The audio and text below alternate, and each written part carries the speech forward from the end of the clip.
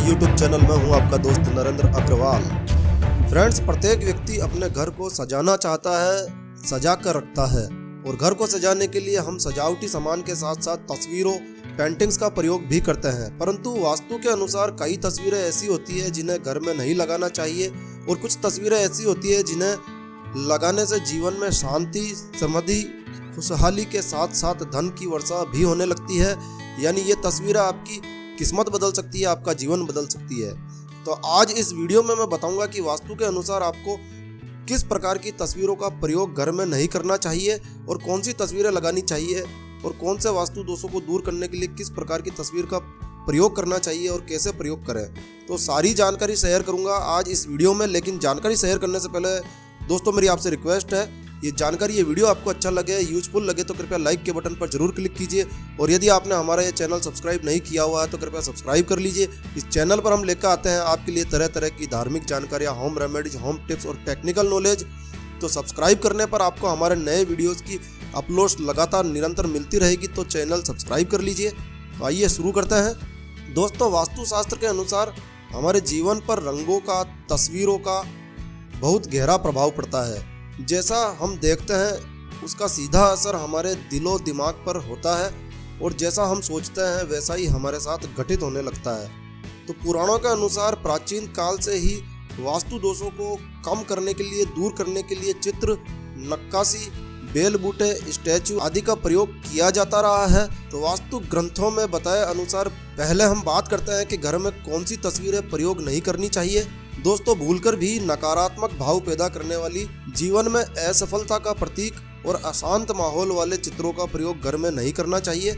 जैसे महाभारत का युद्ध का चित्र, ताजमहल यानी मकबरे का, समाधि या कब्र का चित्र, कांटेदार पौधों का चित्र, डूबती हुई नाव या जहाज का चित्र, फंवारे या फिर हिंसक जंगली जानवरों का चित्र घर में कभी नहीं लगाना चाहिए।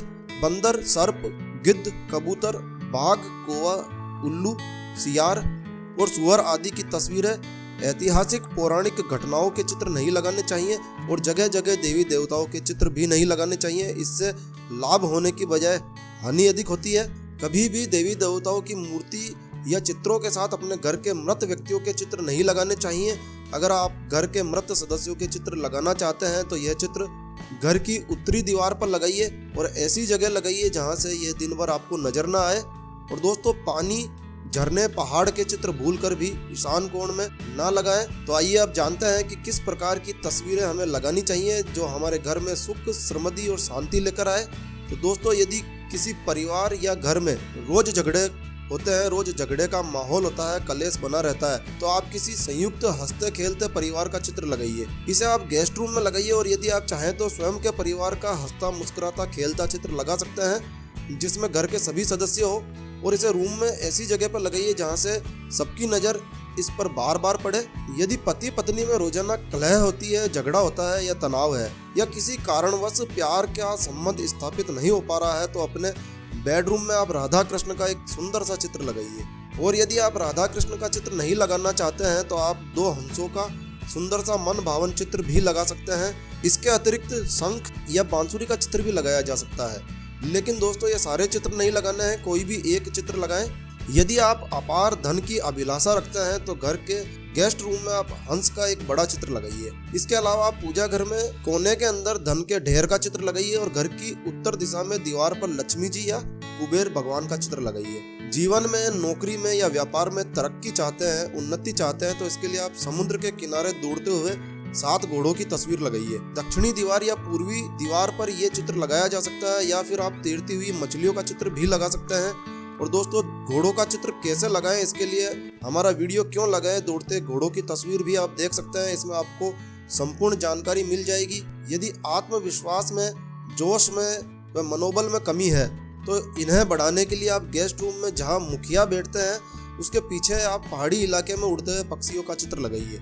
उड़ते हुए पक्षी आत्मबल को, मनोबल को बढ़ाने का कार्य करते हैं। जीवन में शांति चाहते हैं तो शांति की अनुभूति के लिए भगवान बुद्ध या भगवान महावीर की ध्यान मग्न सुंदर सी व बड़ा सा चित्र लगाइए। इसे घर के मेन रूम या हॉल में लगाइए और इसे निरंतर देखते रहने से निश्चित ही आपके मन को अपार शांति मिलेगी, आपके घर में शांत माहौल बनेगा। दोस्तों वास्तु शास्त्र के अनुसार रसोई घर अग्नि कोण में बना होना चाहिए, लेकिन यदि यह किसी अन्य कोण में बना हुआ है तो इस वास्तु दोष को दूर करने के लिए रसोई घर में किचन में आप यज्ञ करते हुए ऋषि मुनियों का चित्र लगाइए। इससे यह वास्तु दोष दूर किया जा सकता है और घर में आप अपार धन की प्राप्ति कर सकते हैं। घर में अन्न का भंडार सदा भरा रहे, इसके लिए रसोई घर में सुंदर फलों का और हरी सब्जियों का चित्र लगाइए और साथ में आप अन्नपूर्णा माता का चित्र भी लगाइए। इससे आपके रसोई घर में कभी कमी नहीं रहेगी और आपका रसोई घर सदा भरा रहेगा। घर में पढ़ने वाले बच्चे हैं और यदि बच्चों का पढ़ाई में मन नहीं लगता है तो यह वास्तु दोष के कारण भी हो सकता है। इसके लिए आप स्टडी रूम में माता सरस्वती, ऋषि वेद व्यास या किसी पढ़ते हुए बच्चे का चित्र लगाइए। स्टडी रूम में एक हरे तोते का चित्र लगाया जा सकता है और तस्वीर उत्तर दिशा में लगाइए और बच्चों का मुंह भी पढ़ते समय उत्तर दिशा में ही होना चाहिए। इसके अलावा मोर, वीणा, कलम, पुस्तकें आदि का चित्र भी लगाया जा सकता है। लेकिन दोस्तों ये सारी तस्वीरें एक साथ ना लगाइए, केवल एक ही तस्वीर लगाइए जो आपको अच्छी लगे, जो आपको मनपसंद हो, वह तस्वीर आप एक ही लगाइए।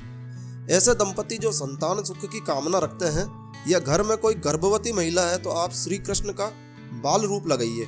इससे सुंदर व सुशील बालक की प्राप्ति होगी। और दोस्तों घर के दक्षिणी दीवार पर हनुमान जी का लाल रंग का चित्र लगाइए। इससे आपका मंगल मजबूत होगा, घर में किसी प्रकार का भय और चिंता नहीं रहेगी और जीवन में मंगल ही मंगल होगा और हर कष्ट आपका समाप्त होगा। तो दोस्तों ये थे वास्तुशास्त्र के अनुसार तस्वीरों के उपाय जो आपके जीवन को बदल सकती है। दोस्तों ये जानकारी आपको अच्छी लगी हो तो कृपया लाइक के बटन पर जरूर क्लिक कीजिए और यदि आपने हमारा ये चैनल अभी तक भी सब्सक्राइब नहीं किया है तो कृपया सब्सक्राइब कर लीजिए। एक नया वीडियो, एक नई जानकारी लेकर मैं आपका दोस्त नरेंद्र अग्रवाल फिर मिलूंगा। तब तक के लिए stay healthy, stay happy. Thank you for watching my video. Thanks.